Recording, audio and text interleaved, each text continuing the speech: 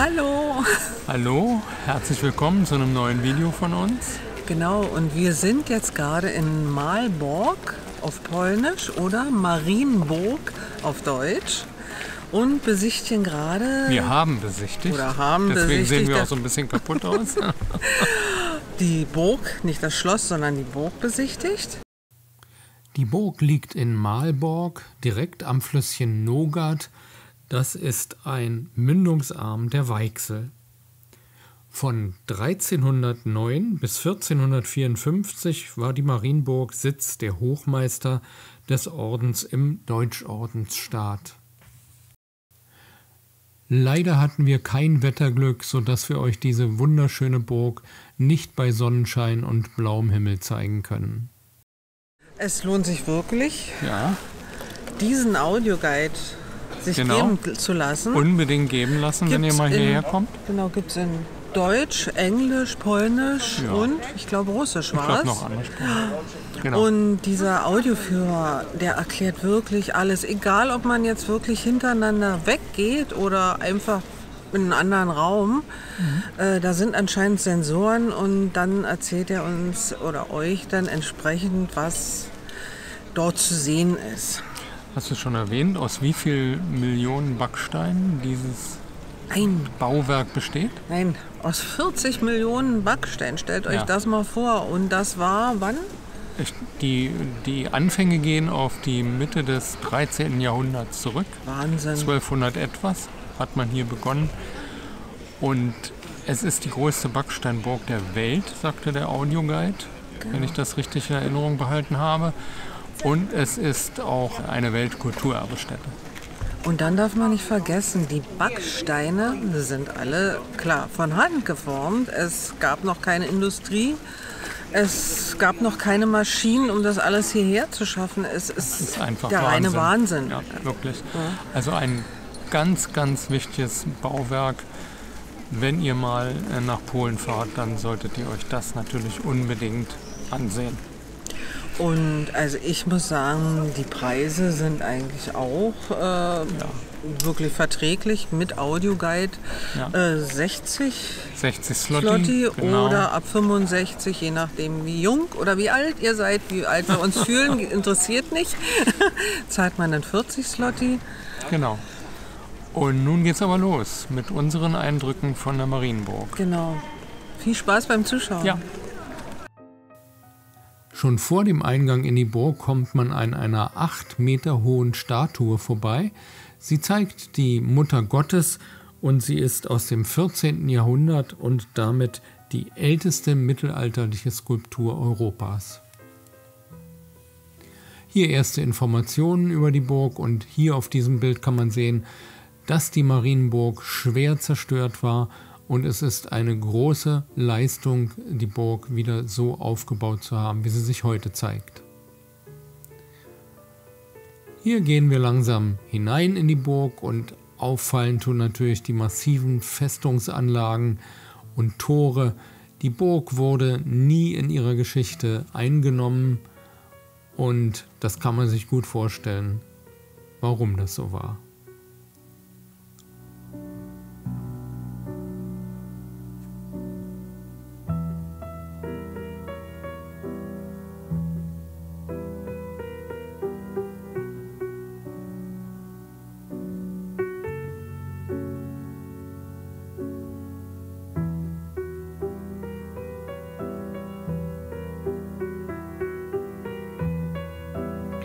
Im Inneren dann wunderschön, man kann sich gar nicht satt sehen an all den Details, den wunderbaren Fenstern, den Kunstwerken und den Gewölben. Also wunderschön. Und das ist hier der Rittersaal, 9 Meter hoch, wunderschön. Und man sieht hier auf dem Fußboden, es gab schon damals eine Fußbodenheizung. Unter dem Saal und an mehreren Stellen in der Burg waren große Öfen, die hat man mit Holz beheizt und man hat mit diesen Heizungen sogar die Räume bis zu 22 Grad warm bekommen.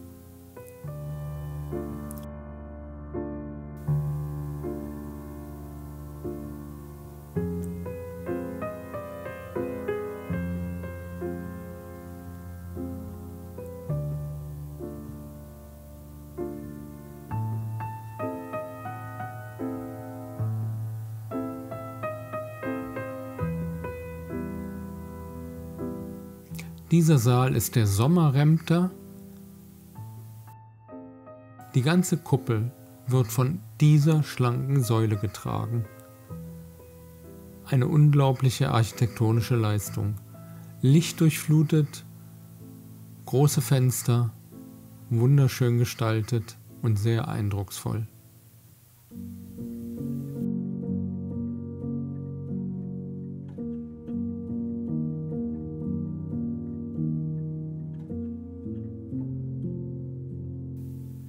Für euren Rundgang durch die Marienburg solltet ihr etwa 3 bis 5 Stunden Zeit einplanen, je nachdem, wie ausführlich ihr euch die zusätzlichen Ausstellungen anschaut.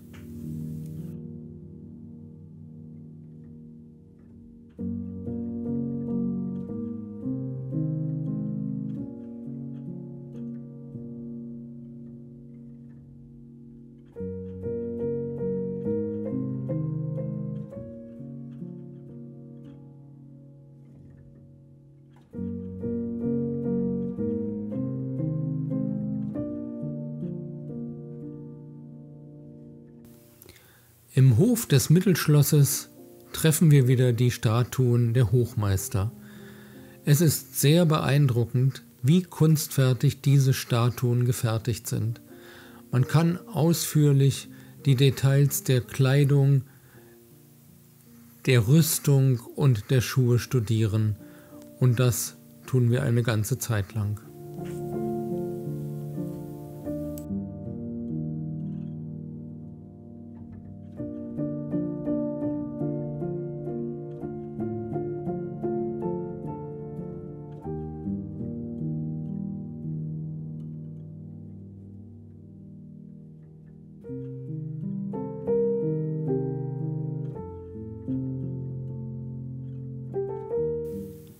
Hier geht es hinein ins Hochschloss, das den ältesten Teil der Marienburg darstellt.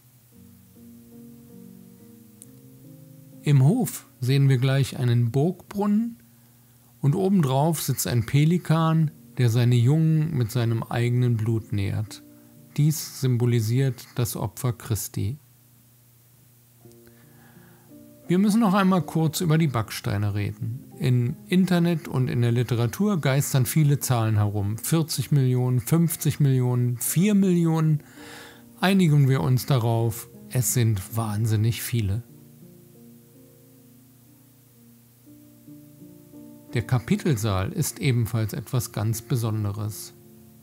Hier hielt man Versammlungen ab, wir können schöne Fresken sehen und sind immer wieder begeistert von der beeindruckenden Architektur.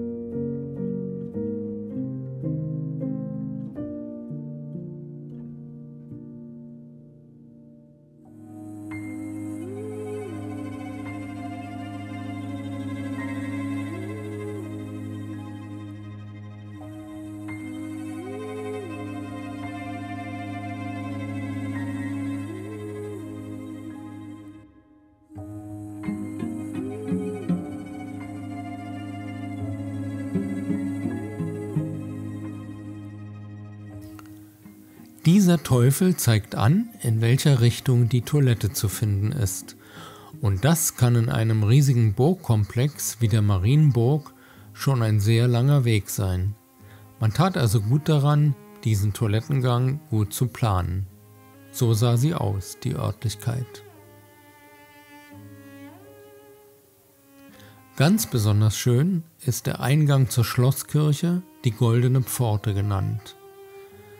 Sie stammt aus dem Jahr 1280 und ist wunderbar anzusehen. Rechts und links vom Portal die klugen und die törichten Jungfrauen.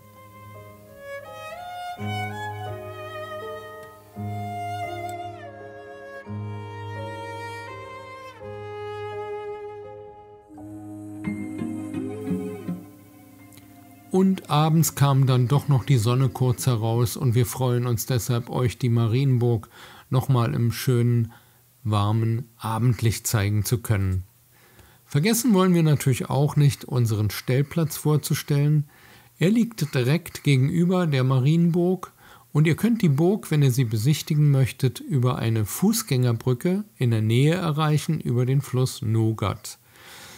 Der Stellplatz liegt an einem künstlich angelegten kleinen See, allerdings leider auch direkt an einer Bahnlinie und an einer vielbefahrenen Straße. Es kann also etwas lauter werden. Dies ist die Zufahrt und wir haben uns auf dem Gelände einen schönen Platz auf einer gepflegten Wiese aussuchen können. Im September war nicht viel Betrieb dort, sodass wir wunderbar gestanden haben. Wir haben pro Nacht 70 Zloty bezahlt für 2 Personen. Das ist für Polen ein normaler Preis. Das WLAN war etwas sehr langsam, aber was soll's, wir sind entschädigt worden mit einem Blick auf die Marienburg. Hier kann man schön sitzen, direkt an dem kleinen Teich, aber man hat wahrscheinlich was zu tun mit der Burg. Noch eine überdachte Sitzgelegenheit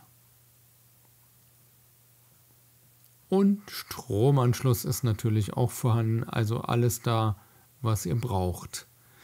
Die sanitären Einrichtungen haben wir gesehen und auch für soweit in Ordnung befunden, allerdings haben wir sie nicht benutzt. Hier kann man Abwasser ablassen und Frischwasser tanken und natürlich auch das Chemieklo entsorgen. In diesem etwas schmucklosen Bau ist das WC und die Duschen untergebracht. Alles zweckmäßig und einfach, also gibt es nichts zu meckern. Das war unser Stellplatz in Malbork und wir hoffen, dass euch unser Video gefallen hat. Wenn ja, würden wir uns wieder über einen Daumen nach oben freuen. Kommentiert oder stellt Fragen, ganz wie ihr möchtet. Und wir verabschieden uns bis zum nächsten Video und sagen einfach Tschüss.